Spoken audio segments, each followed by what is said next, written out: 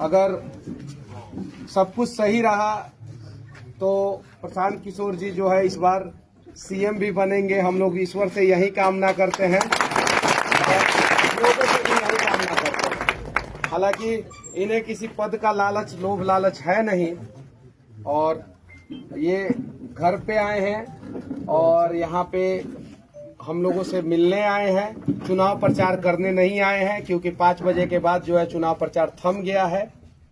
और ये उस गांव में आए हैं, तिरवाह का ये वो गांव है जिस गांव में सबसे ज्यादा बाढ़ आता है। कभी सड़क तक नहीं था, बांध के किनारे हम लोगों का घर है। सब लोग कब नदी काट लेगा कोई गारंटी नहीं है, और वहां पे ये दूसरी बार आए हैं। तो बस मैं आप लोगों से यही कहना चाहता हूं, निवेदन करना चाहता हूं कि आप लोग शांति बनाए रखिए, और शांति बनाए रखिए। और प्रशांत किशोर जी 2 शब्द बोलेंगे तो उसको सुनिएगा लोग, आप लोग। और बस ये खाना खाने आए हैं और खाना खा के फिर निकल जाएंगे। चुनाव प्रचार के लिए नहीं आए हैं, ये गांव में आए हैं, घर पे आए हैं।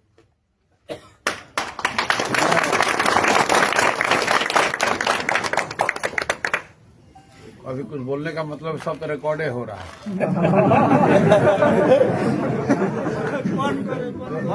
नहीं नहीं, अरे बंद करने से ही मतलब है, बंद तो होगा नहीं, बंद तो होगा नहीं। शासन के लोग अपना बैठे हुए देखने के लिए कि भाई ये लोग प्रचार कर रहा है 5 बजे के बाद भी। मोटे तौर पे एक ही बात है, बिहार का गौरव फिर से हासिल हो, और अगर नई व्यवस्था बन गई तो 14 तारीख के बाद से बच्चों को मजदूरी करने के लिए 12-14 हजार के लिए बाहर नहीं जाना पड़ेगा। और ये बात नीचे लोगों को समझ में आया है। जितने प्रवासी मजदूर आए हैं बिहार में, जो रह रहा है 3 साल से बात सुन रहा है, उसके समझ में आया चाहे नहीं, लेकिन प्रवासी मजदूर जो आया है नया लड़का सब, वो पूरा एकदम बोझा उठाया हुआ है कि नहीं, बिहार में व्यवस्था इस बार हम लोग को बदलना है। तो आप लोग भी कंधा लगाइए। जो बाहर से लोग आए हैं उन्होंने छठ के बाद से एकदम गांव-गांव में माहौल बनाया है। जो जन स्वराज के अपने कार्यकर्ता हैं, पदयात्री हैं, बहुत दिन से जुड़े हैं, वो भी इतना मेहनत नहीं कर रहा है जितना कि प्रवासी मजदूर कर रहा है। और आज हम आ रहे थे मोतिहारी से, मोतिहारी में 10-12 लड़का मिला, बोला भैया अभी उतरे हैं। देखिए पीठ पर भी हम लोग का बैग अभी उतारे नहीं है, इसलिए खाली आए हैं कि छठ में नहीं आ सके थे, लेकिन वोट देने आए हैं। मोतिहारी में अतुल कुमार जन स्वराज का प्रत्याशी हम लोग वहीं से सोच कर आए कि इन्हीं को वोट देंगे हम लोग। हमको अपने लगा यार ये आदमी आ रहा है वहां से, इसको कैसे मालूम है। तो इतना लड़के ठान कर इस बार आए हैं बदलने के लिए, पूरा जोर लगा रहे हैं। और हमको लगता है कि जो भ्रम अभी चल रहा है कि महिला लोग पैसा ले ली वोट दे देगी, कई लोग लग रहा है कि महिला ही तय करेगी, ऐसी बात नहीं है। इस बार मेरी अपनी समझ है कि बिहार के चुनाव का एक्स फैक्टर युवा है, प्रवासी मजदूर है, महिला नहीं है। क्योंकि जो यंग लड़का है, प्रवासी मजदूर है, हर बार वो वोट नहीं देता था, आया छठ में फिर चला गया।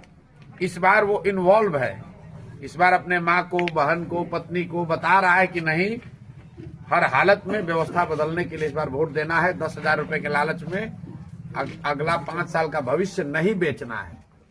अभी 10,000 रुपया लेके वोट दे दीजिएगा, फिर 5 बरस वही भ्रष्टाचार, वही लूट, वही बदमाशी, वही बेरोजगारी, वही पलायन। तो मुझे लगता है कि बहुत लोग कह रहा है कि 10,000 रुपये लेने से नीतीश कुमार को बहुत वोट मिलेगा। हमको नहीं लगता है कि मिलेगा, इसलिए कि महिलाएं पैसा आप दीजिएगा तो कोई तो ले ही लेगा, पैसा लेने में दिक्कत नहीं है, लेकिन वो वोट नहीं देगी 10,000 रुपए पर, ऐसा मुझे लगता है। इतना जरूर हुआ है कि 10,000 रुपया मिलने से लोग नीतीश कुमार को गरिया रहा है कम।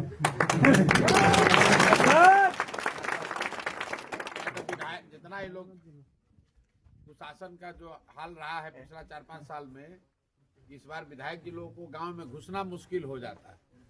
अभी भी मुश्किल है, कितना विधायक जी लोग को तो दौड़ाया ही, पब्लिक दौड़ाइए रही है, लेकिन ये 10,000 रुपया मिलने से लोगों को थोड़ा गाली गलौज कम हो रहा है। लेकिन वोट पर असर इसका बहुत नहीं पड़ेगा, ऐसा हमको लगता है। इस बार का चुनाव का एक्स फैक्टर, पहली बार प्रवासी मजदूर जो है वो इतना बिहार के चुनाव में इन्वॉल्व हुआ है। नहीं तो वो तो बाहर चला गया, कमाने खाने में रहता है, बिहार की राजनीति में ज्यादा इन्वॉल्व होता नहीं है। इस बार वो अपने कंधे पर उठाया हुआ है, हमको दिख रहा है कि लड़कों ने अपने कंधे पर उठाया हुआ है कि ना भैया इस बार व्यवस्था बदलना है। आप लोगों से भी आग्रह है कि जब वोट पड़े, आपने देखा होगा पहले चरण में 65% से ज्यादा वोट पड़ा है। आज तक बिहार के इतिहास में कभी इतना वोट नहीं पड़ा है। ये वोट दिया कौन? यही जो लड़के बाहर से आए हैं, खुद वोट दे रहे हैं और गांव में वोट दिलवा रहे हैं। 65, 66, 68% तक, कई जगह 70% वोट पड़ा है। ये परिवर्तन को दिखा रहा है, ये दिखा रहा है कि बदलाव निश्चित है और अगर बदलाव होगा तो बेहतर के लिए बदलाव हो, यही हम लोग आशा अपेक्षा रखते हैं। जनसुराज जीते हारे उससे मतलब नहीं है। बिहार का स्थिति सुधरना चाहिए, बिहार जीतना चाहिए, बिहार में लोगों का भविष्य सुधरना चाहिए।